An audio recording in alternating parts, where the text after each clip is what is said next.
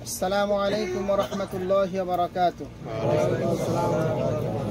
بسم الله الرحمن الرحيم. الحمد لله رب العالمين والصلاة والسلام على رسوله الكريم وعلى آله وصحبه أجمعين. قال الله تعالى: أعوذ بالله من الشيطان الرجيم. وعد الله الذين آمنوا منكم وعملوا الصالحات ليستخلفنهم في الأرض كما استخلف الذين من قبلهم وليمكنن لهم دينهم الذي ارتضى لهم وليبدلنهم من بعد خوفهم أمنا يعبدونني لا يشركون بي شيئا ومن كفر بعد ذلك فأولئك هم الفاسقون. আলহামদুলিল্লাহ, প্রশংসা আল্লাহর জন্য, শান্তি অবতীর্ণ হোক আমাদের প্রিয় নবীর প্রতি সাল্লাল্লাহু আলাইহি ওয়াসাল্লাম। সম্মানিত প্রিয় ভাইরা, আজকে আমরা তাফসীরুল কোরআন সূরাতুন নূরের 10ম পর্বে আমরা 55 নম্বর থেকে 60 নম্বর আয়াত পর্যন্ত আলোচনা করতে যাচ্ছি।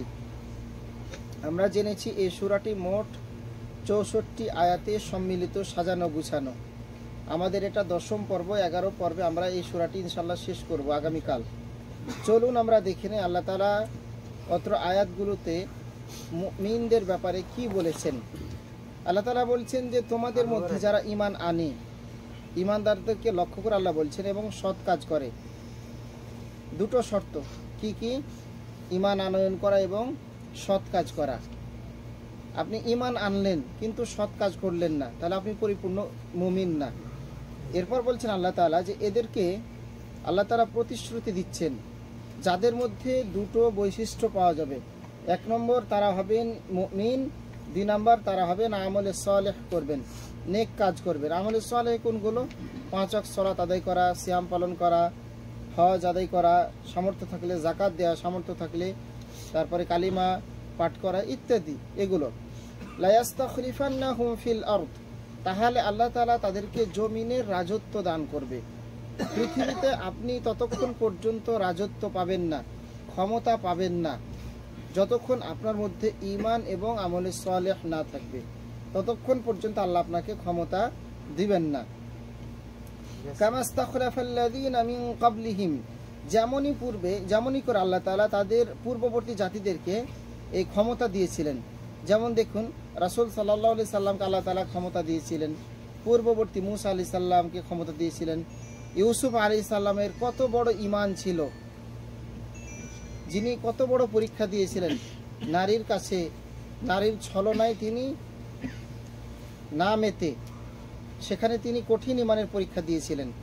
তো এই জন্য আল্লাহ তাআলা বলছেন যে ঈমান এবং আমলে সালেহ যাদের মধ্যে থাকবে, আল্লাহ তাদেরকে পৃথিবীর প্রতিনিধিত্ব দিবেন, রাজত্ব বা ক্ষমতা দিবেন।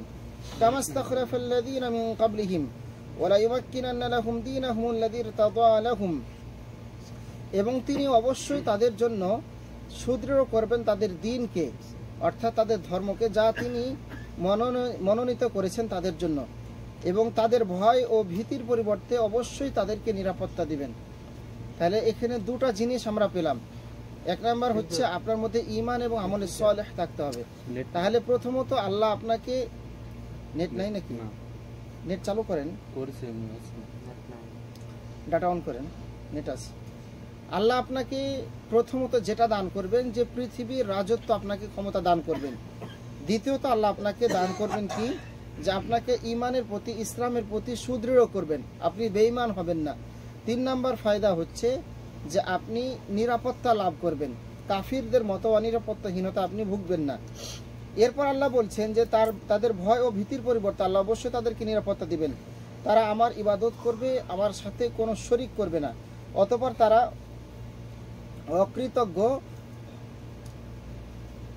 যারা অকৃতজ্ঞ হবে তারা তো সত্য ত্যাগী। এদের মাঝ থেকে আরেকটি দল রয়েছে যারা হবে অকৃতজ্ঞ, মানে আল্লাহকে বিশ্বাস করবে না।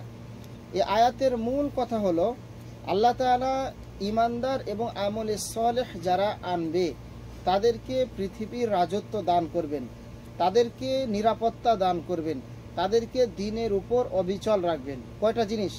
3টা জিনিস। আপনি যদি ঈমানদার হন এবং আমলে সালেহ করেন, তাহলে প্রথমত আল্লাহ আপনাকে ক্ষমতা দিবেন, দ্বিতীয়ত আল্লাহ তাআলা আপনাকে দ্বীনের উপর অবিচল রাখবেন, তৃতীয়ত আল্লাহ তাআলা আপনাকে নিরাপত্তা দান করবেন। আর এই সত্যত্যাগী কারা? যারা আল্লাহর অকৃতজ্ঞ, এরাই হচ্ছে ফাসিক। আল্লাহ তাআলা এখানে ঈমানদারদের সাথে ওয়াদা করেছেন। আমরা দেখেছি রাসূল সাল্লাল্লাহু আলাইহি সাল্লাম তার জীবনী যদি আমরা অধ্যয়ন করি, দেখতে পাই যে তিনি কোনো লোভের কাছে তার আদর্শকে বিক্রি করেননি।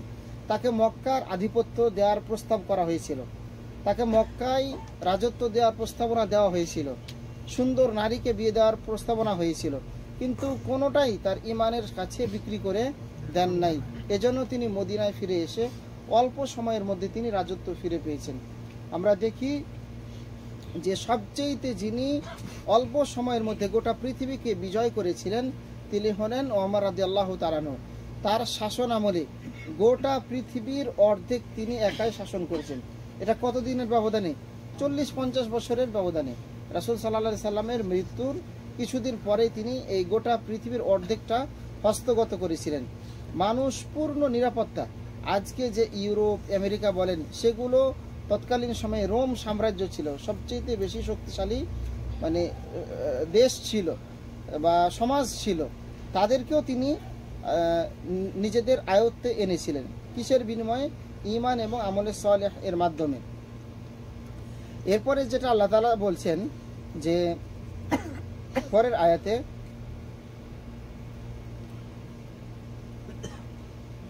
وَأَقِيمُوا الصَّلَاةَ وَآتُوا الزَّكَاةَ وَأَطِيعُوا الرَّسُولَ لَعَلَّكُمْ تُرْحَمُونَ। তোমরা সালাত কায়েম করো এবং যাকাত প্রদান করো। আল্লাহ তাআলা বলছেন যেখানে আমরা দেখেছি সালাতের কথা এসেছে, সেখানে যাকাতের কথাও এসেছে। সালাত এবং যাকাত আমাদেরকে আদায় করতে হবে, প্রদান করতে হবে, এবং রাসূল সাল্লাল্লাহু আলাইহি সাল্লামের আনুগত্য করতে হবে, যাতে করে আমরা অনুগ্রহ প্রাপ্ত হতে পারি। এই তিনটা কাজ করলে, এই আয়াতে আল্লাহ তিনটা কাজের কথা বলেন। 1 নম্বর সালাত আদায় করতে হবে, 2 নম্বর যাকাত দিতে হবে, 3 নম্বর রাসূলের আনুগত্য করতে হবে। এই তিনটা কাজ করলে লাআল্লাকুম তুরহামুন, যাতে করে তোমরা রহম প্রাপ্ত হও, আল্লাহ তোমাদের প্রতি দয়া করে থাকে। মনে রাখবেন আল্লাহ বলছেন লা তাহসাবান্নাল্লাযীনা কাফারু মুজিজিনা ফিল আরদ। হে রাসূল, আপনি পৃথিবীতে কাফিরদেরকে প্রবল মনে করবেন না।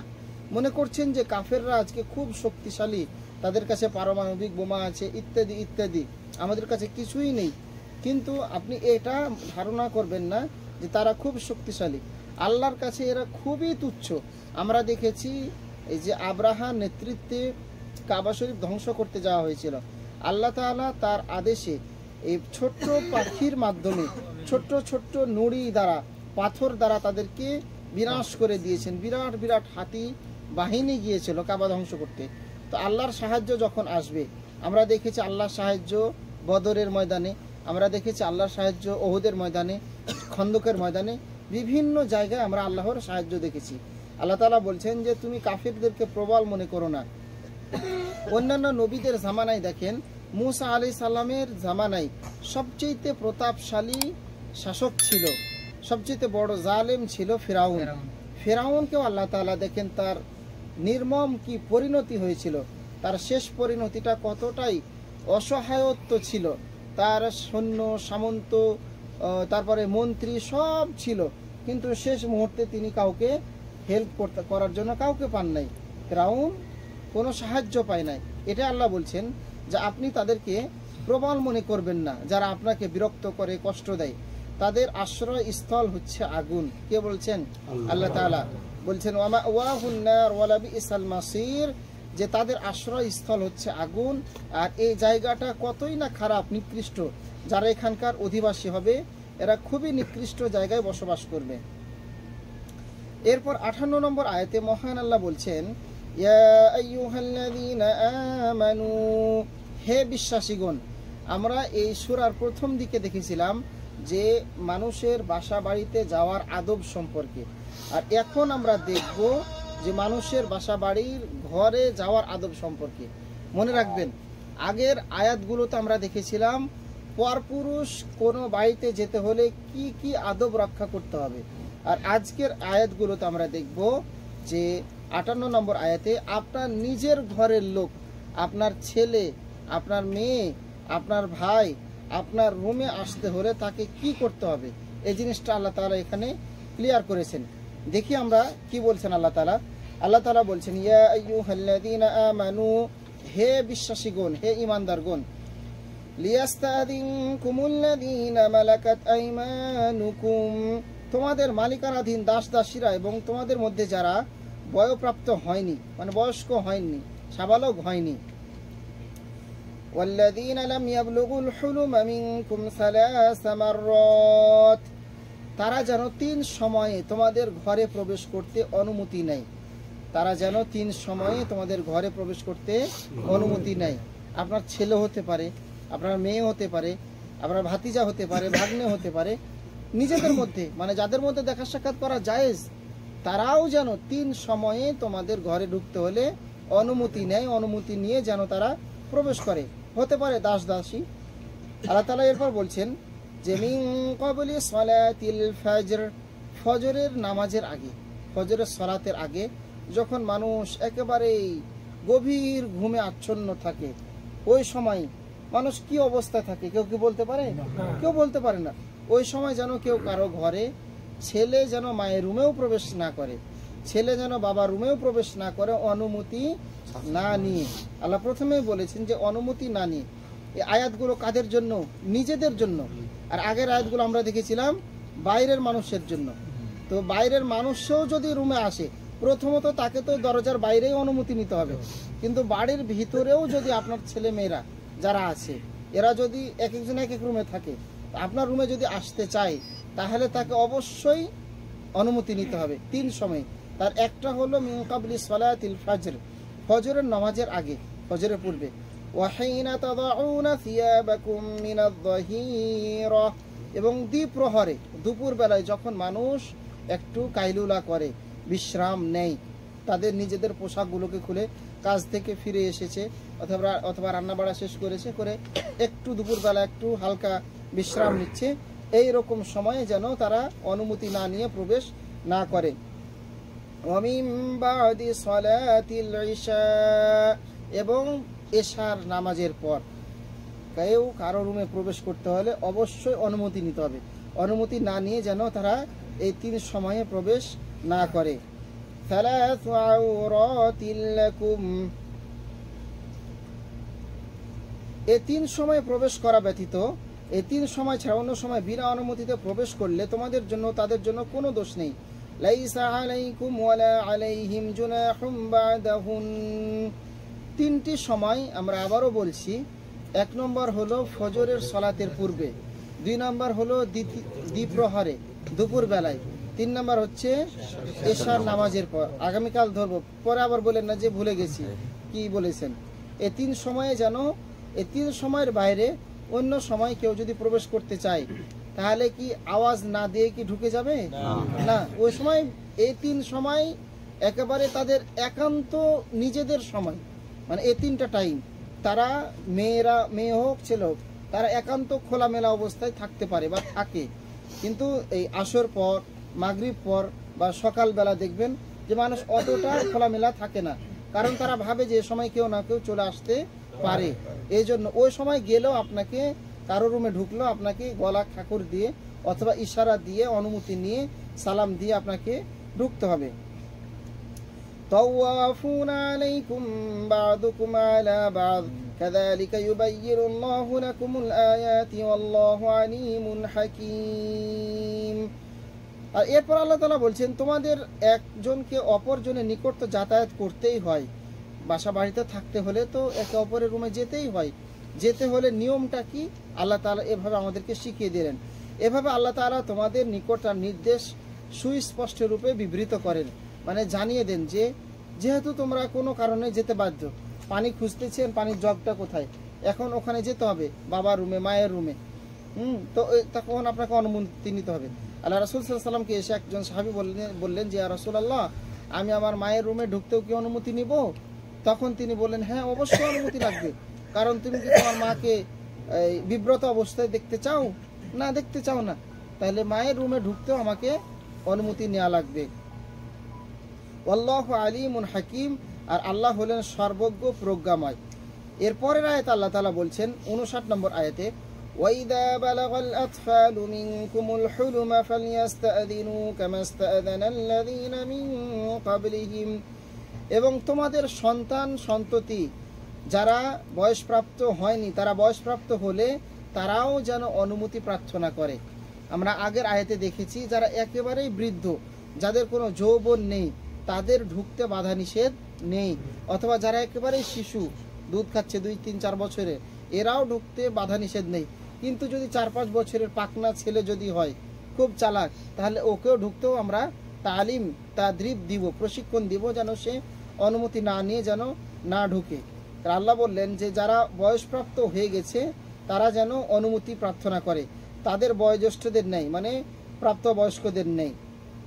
এভাবে আল্লাহ তাআলা আমাদের জন্য তার নির্দেশকে সুস্পষ্টভাবে বিবৃতি ঘোষণা করেন, বিবৃতি দেন। আল্লাহ সর্বজ্ঞ প্রজ্ঞাময়।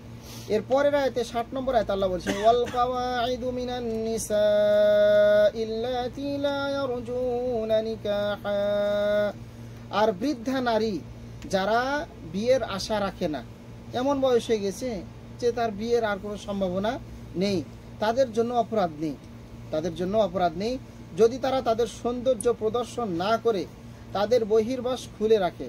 অর্থাৎ তারা তাদের সৌন্দর্য প্রকাশ করছে না, এমনি জামা বোরকা না পরে এমনি বাড়ির যে স্বাভাবিক পোশাক আশাক সেটা পরিধান করে আছে, তাহলে সেখানে তাদের কোনো অপরাধ নেই, কারণ তাদের যৌবনই তো নেই। যেই কারণে একজন মানুষের দিকে একজন মানুষ তাকায়, দেখে, দৃষ্টিপাত করে, সেটাই তো তার মধ্যে নেই। তারা যদি স্বাভাবিক অবস্থায় থাকে তাহলে তাদের জন্য কোনো অপরাধ নয়, তবে এটা হতে বিরত থাকাই তাদের জন্য উত্তম। মানে আল্লাহ বললেন যে তাদের অপরাধ নেই স্বাভাবিক থাকলে, কিন্তু উত্তম হলো সে যেন ভালো করে পোশাকটা পরিধান করে থাকে।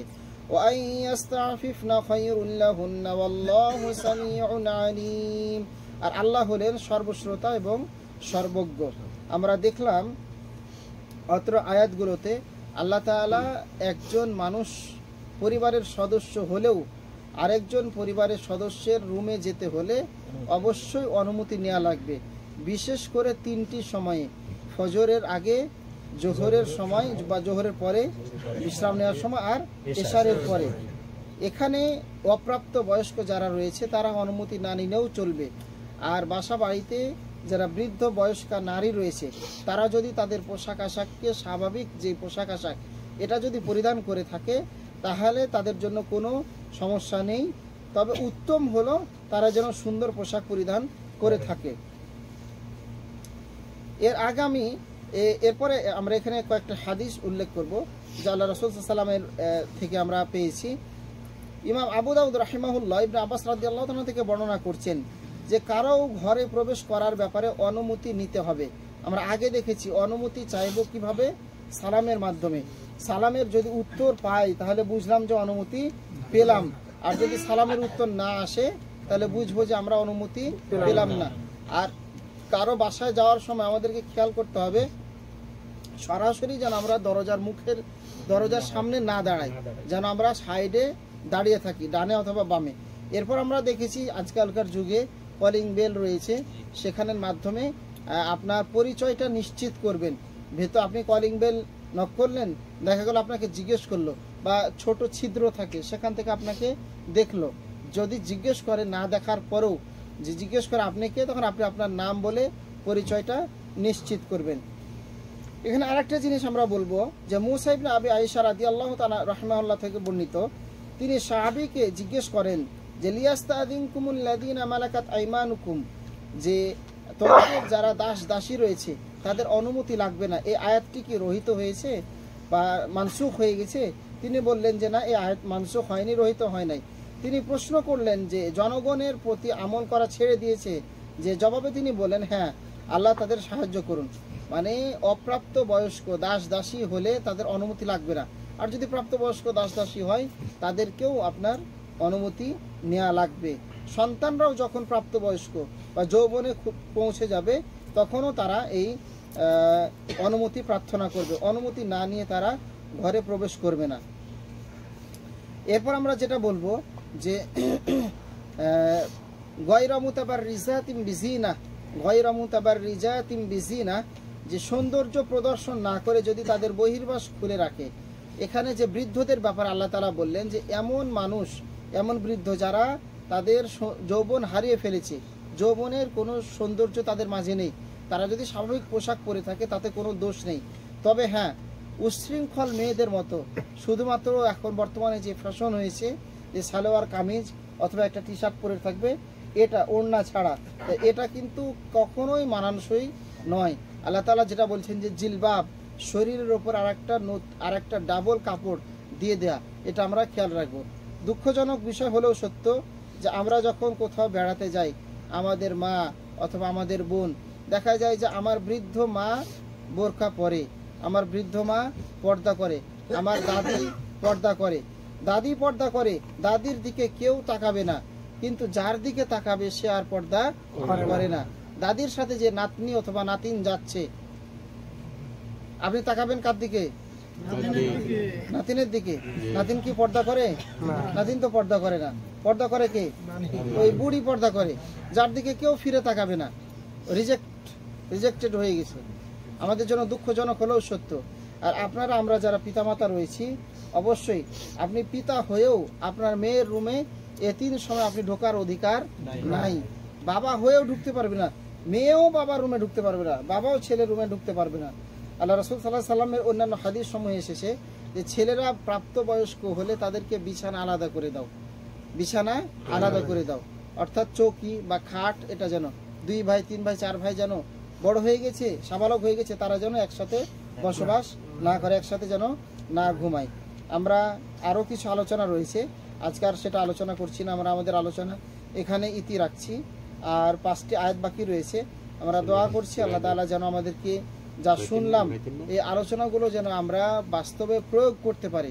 আপনি বাসায় খবরদারি করবেন, খেয়াল রাখবেন যে আপনার মেয়ে কীরকম পোশাক পরছে, উশৃঙ্খল পোশাক পরছে, এই সুন্দর পোশাক পরছে, নাকি বেলজ্জার মতো পোশাক পরছে, মানুষকে উত্তেজিত করে এইরকম পোশাক পরছে, এটা আমরা খেয়াল রাখবো। যদি খেয়াল রাখতে না পারি তাহলে আমাদের পরিচয় হয়ে যাবে দায়ুস, আর আমাদের ঠিকানা হয়ে যাবে জাহান্নাম। আল্লাহর কাছে দোয়া করছি আল্লাহ তাআলা যেন আমাদের প্রত্যেককেই অত্র আয়াতগুলোর প্রতি আমল করার তৌফিক দান করেন। এই আশাবাদ ব্যক্ত করে আজকের আমরা আলোচনা এখানে শেষ করছি। ওয়াসাল্লাল্লাহু ওয়াসাল্লাম আলা নবিয়িনা মুহাম্মদ ওয়া আলা আলিহি ওয়া সাহবিহি আজমাইন। আসসালামু আলাইকুম ওয়া রাহমাতুল্লাহি ওয়া বারাকাতুহু।